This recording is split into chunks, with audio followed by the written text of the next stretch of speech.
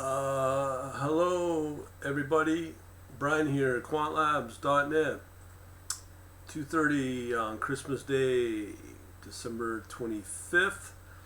I wanted to go over a couple of things that I think are fairly important in the more modern age of high frequency trading systems.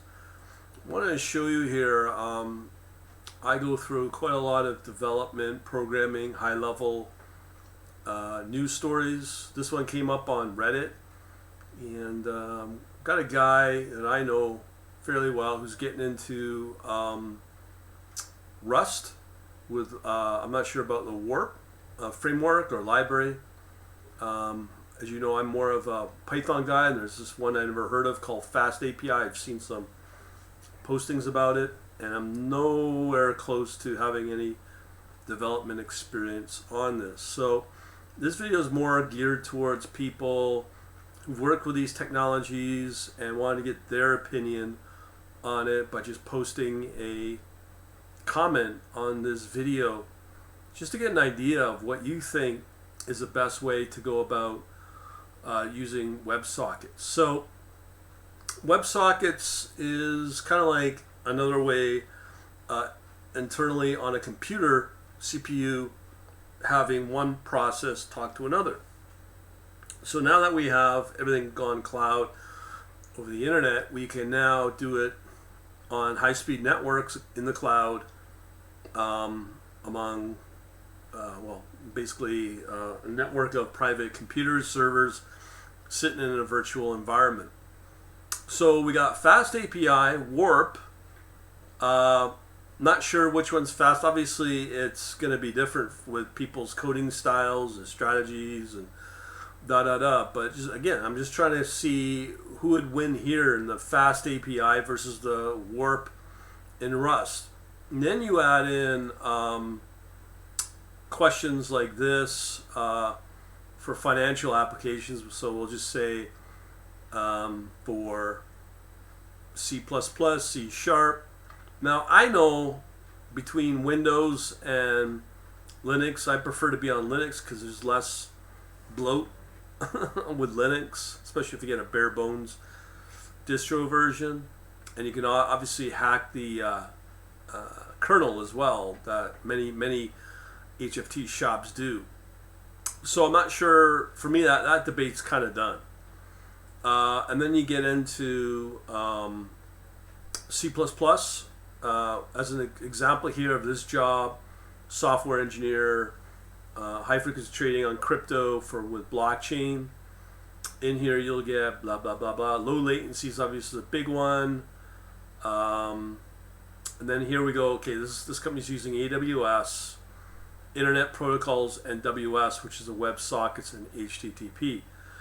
So out of that, I would imagine WebSockets is the faster one. If it's not public facing, you might not have to put a lot of extra security on it because it has less. It eats up a lot of cycles for the security. So if you're behind a really good firewall or whatnot, I guess you don't have to worry about so much of that. Anyways, continuing along here. So this is just one of quite a few examples I've seen in job descriptions with WebSockets. And then here they want you to have Python as well. And then C++ is really the core of it. As you can see here, that's where a lot of the money's made. And then we get into this argument of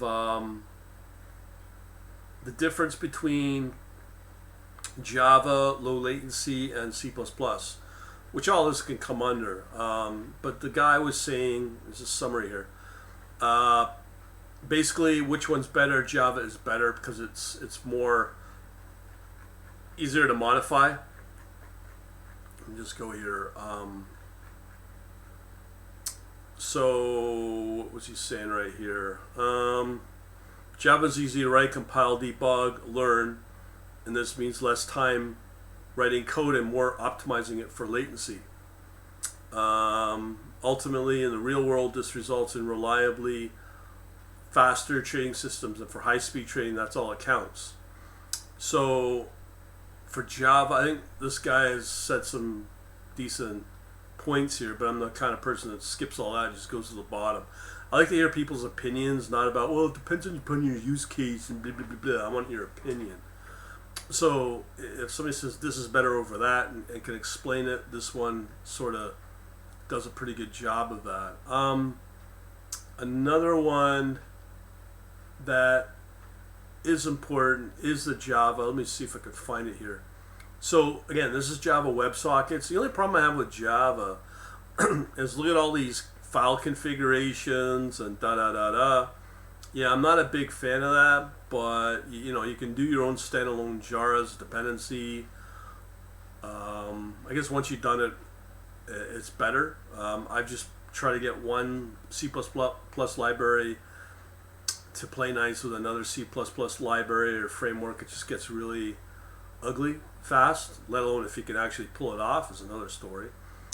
And then, as I said, with the fast API, I'm just curious, would Python be just as fast if you are on a cloud server running fast API on Python and just have a much higher end system? Because I'm hearing that's more done more now on Python as well as GPU, and just throw more hardware at the Python to scale it up faster. But as I said, this is just people's opinions. Let me know via the comments. I'm very curious to know. As I said, if you want to know more about this, just go to quantlabs.net/contact, get on our email list, and let me know what you think. We shall take it from there. Thanks for watching.